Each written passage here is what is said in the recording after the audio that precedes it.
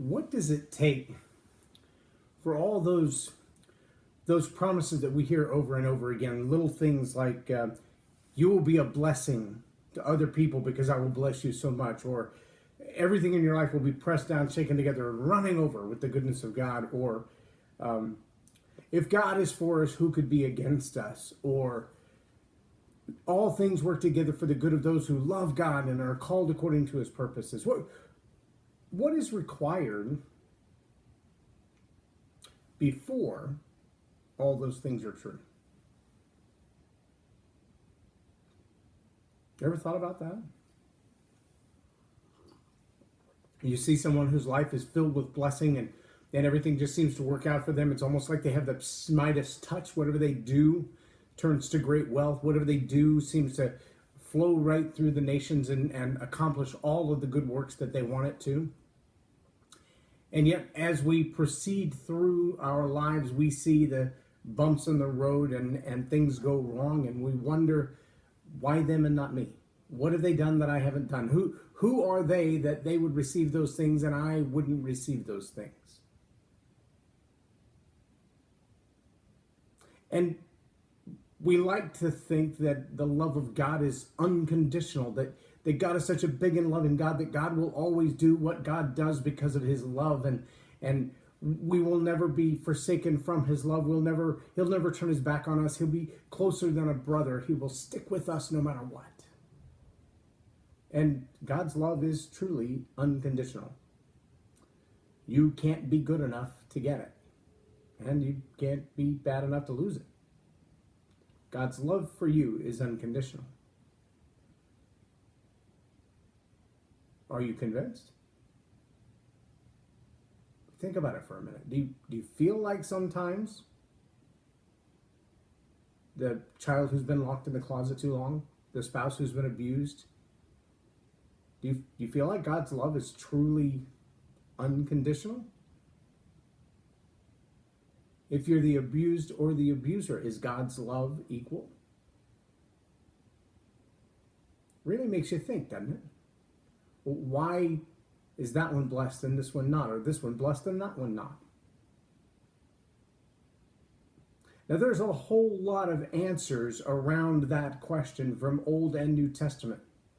A lot of expectations that we have of God, or demands that we have of God that, frankly, we don't have any right to put on God. There are some expectations, though, that God has decreed, if-then statements. And there are some people who say, but that's Old Testament decree, and the New Testament decree replaces it. Well, that's not what Jesus said. What Jesus said is, I didn't come to do away with all of that. I came to fulfill all of that. So what was an Old Testament blessing to Israel, to the children of Israel, to the Hebrew people, is a fulfilled blessing for us. The law, the expectations have not been done away with. They've been repositioned. Now, let me ask this question, though. If you knew that even with all the high-tech, newfangled harvesting equipment that the farmers have, I have a friend who from time to time leaves, and I believe it's Wisconsin that he goes to every year. We do a lot of DJing work together, and from time to time, Bryant will pack up and leave Texas for a few weeks at a time, and he'll go to his grandfather's farm because it's harvest season, and they need all hands on deck to pull it off. Well, when he's there, he drives this monstrosity of a machine.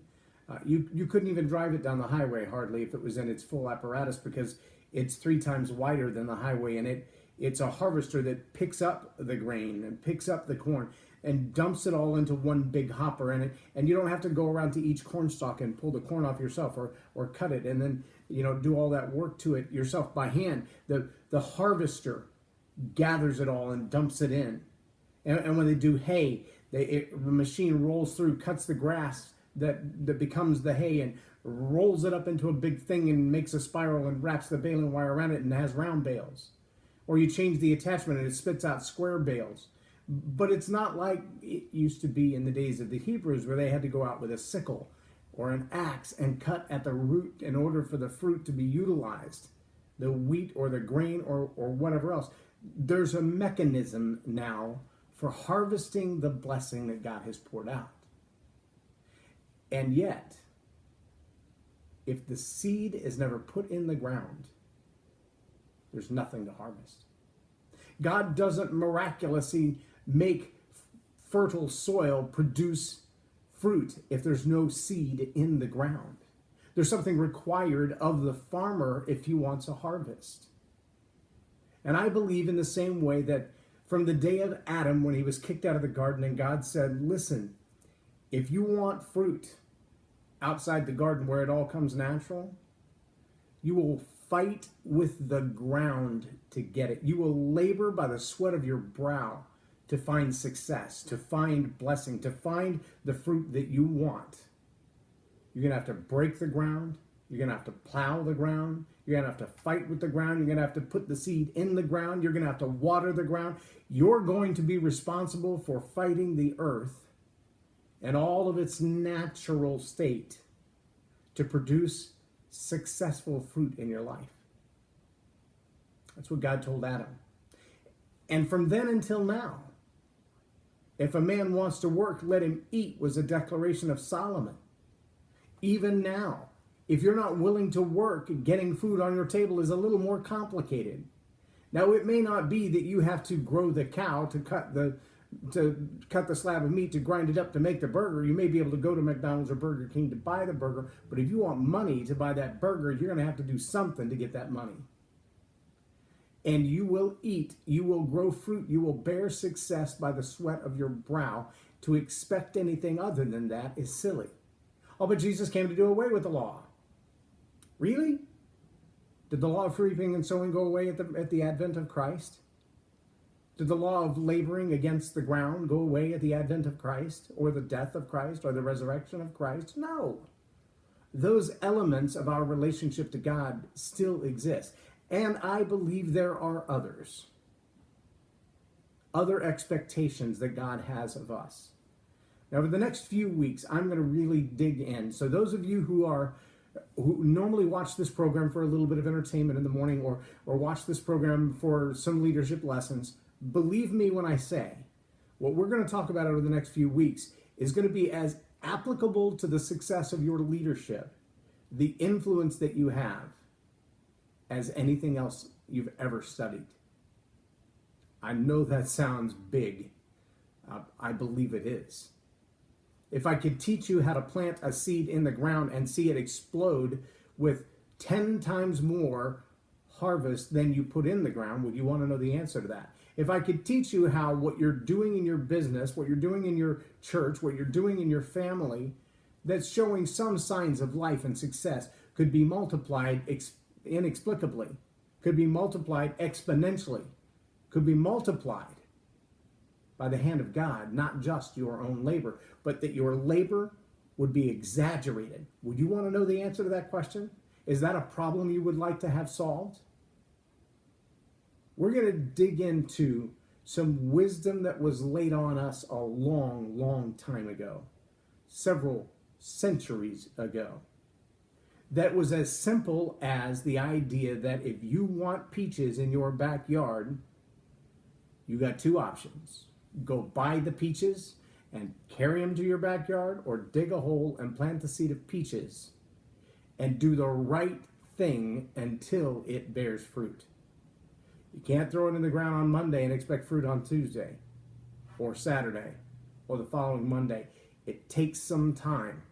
But there's a right way to keep the weeds away from your peaches. There's a right way to keep the animals from digging up your peaches. There's a right way to keep the birds from carrying off the seeds of your peaches, or the worms from eating the fruit of your peaches. Yes, if you want to bear fruit, if you want success, if you want to see the work of your hands become something extravagant to bless others, you've got to start with the seed and then do all the right things along the way. Only God can turn that seed into peaches. You can't make that happen. Only God can do that.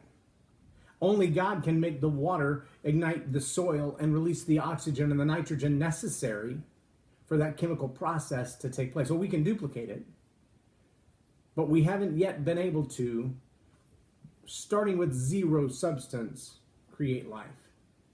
Not even the best scientists. They can clone it.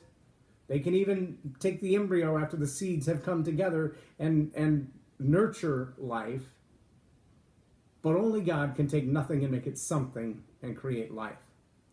Now, if you want him on your side, on the side of your next book project, your next seminar, your next training event, your next family member, that newest little baby, only 2 weeks old, if you want God on the side of your efforts to grow, to strengthen, to empower, you're going to want to know what we're going to discover together. I'm just going to read with you real quick the beginning, just the positives.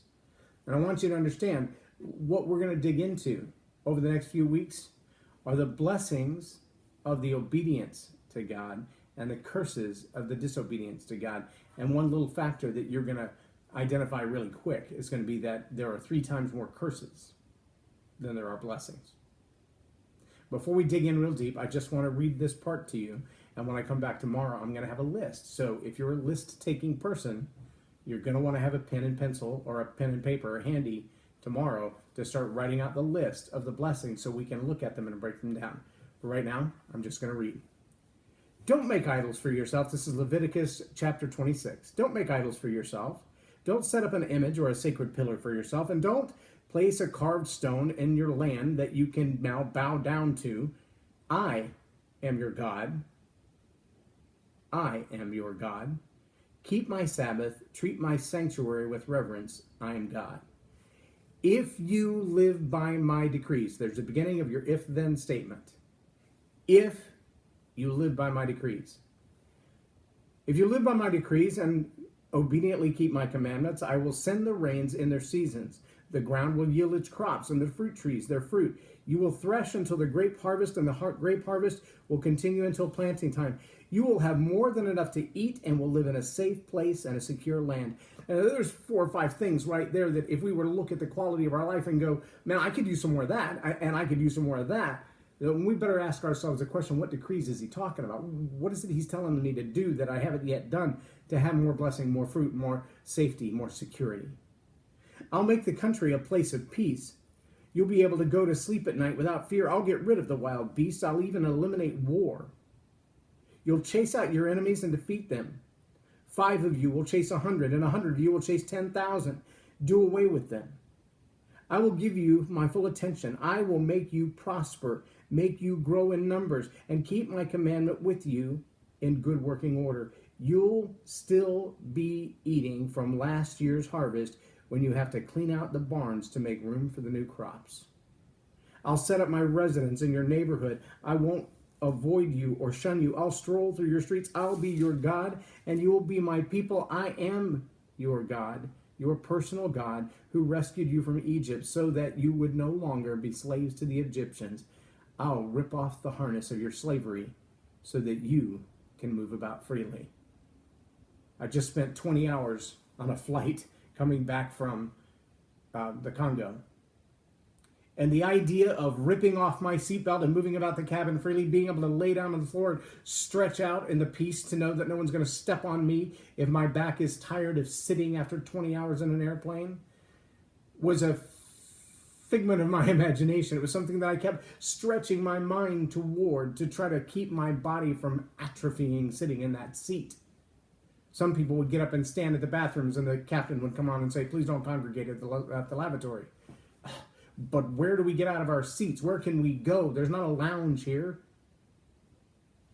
I will rip off your harness of slavery so that you may move about freely.